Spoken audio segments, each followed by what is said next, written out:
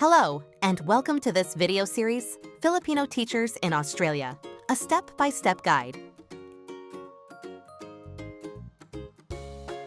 Before we begin, I'd like to share one important disclaimer.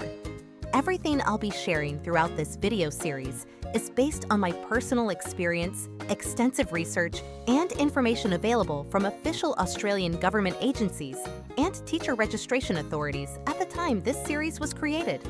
However, immigration policies, registration requirements, and assessment criteria can change over time. For the most up-to-date information, always refer to the official websites of the relevant authorities. If you need advice about your specific circumstances, you should consult a registered migration agent or the appropriate teacher registration authority. With that said, let's get started. Welcome to Part 4. In the previous video, we looked at the overall roadmap for becoming a teacher in Australia.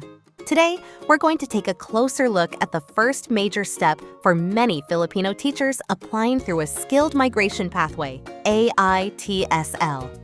One of the biggest misconceptions I see in online forums is that people think AITSL gives you permission to teach in Australia. It doesn't. So, in this video, we're going to answer two important questions. What exactly is AITSL? What does it assess? Let's begin. AITSL stands for the Australian Institute for Teaching and School Leadership. Among its many responsibilities, AITSL serves as the skills assessing authority for primary school teachers, middle school teachers, and secondary school teachers applying through relevant skilled migration pathways. Its role is to determine whether your overseas teaching qualifications meet the Australian standards for skilled migration. In other words, AITSL answers the question, does this overseas trained teacher have qualifications comparable to those expected of a teacher in Australia? It is important to remember that AITSL is a migration assessment authority. It is not a teacher registration authority. So, what exactly does AITSL assess? Generally speaking, AITSL looks at two things. First, your teaching qualification. They assess whether your qualification is comparable to at least an Australian bachelor's degree and whether it qualifies you to teach in the country where it was awarded. They also examine whether your teacher education program included the required professional education components, curriculum studies, and supervised teaching practice. Second, your English language proficiency. Applicants must demonstrate that they meet AITSL's English language requirements through one of the accepted pathways. If you are using an English language test to meet this requirement, keep in mind that AITSL accepts only the academic IELTS test. However, eligible applicants who hold a current Australian teacher registration may be able to use this registration as evidence of English proficiency instead of submitting IELTS results.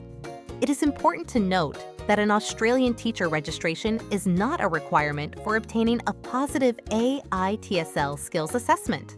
Likewise, AITSL is generally not a prerequisite for teacher registration for primary and secondary teachers. The two processes are independent and serve different purposes.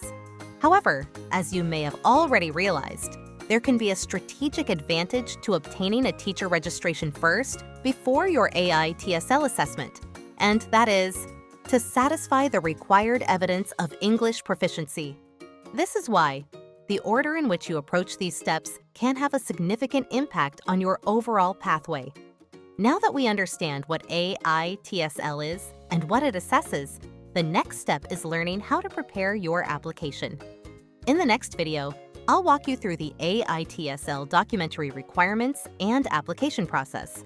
We'll look at the documents you need to prepare, how to organize your evidence, what the application portal looks like, and practical tips to help you avoid common mistakes. Understanding the requirements before you submit your application can save you time, prevent delays, and improve your chances of receiving a positive assessment. I'll see you in Part 5.